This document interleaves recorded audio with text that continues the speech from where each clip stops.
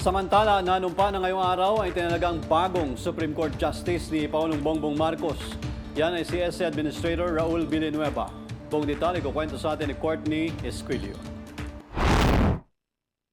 Opisyal nang nanumpa kay Pangulong Ferdinand Marcos Jr. si Supreme Court Administrator Raul Villanueva bilang bagong Associate Justice ng Korte Suprema sa Malacanang ngayong Martes ng umaga, kapalit ng nagretirong si Justice Mario Lopez noong June 4. Ang panunumpa ay sinaksihan ng kanyang pamilya at mga opisyal ng palasyo sa pangunguna ni Executive Secretary Lucas Bersamin. Sinabi ng Pangulo na nagagalak siya sa paghirang kay Villanueva dahil sa malawak nitong karanasan at gamay nito ang mga trabaho sa kataas-taasang hukuman. Ang bagong posisyon aniya ni Villanueva ay magpapatuloy sa magandang ugnayan ng ehekutibo at hudikatura para sa mas maayos na pagpapatakbo ng gobyerno at pagpapahusay sa buhay ng mga Pilipino. Si Villanueva ay tubong Narcavan, Ilocos Sur at may 2 dekadang karanasan sa korte na nagsimula noong 2022 bilang presiding judge ng Regional Trial Court Branch 255 sa Las Piñas City, acting presiding judge sa Taguig City at Manila City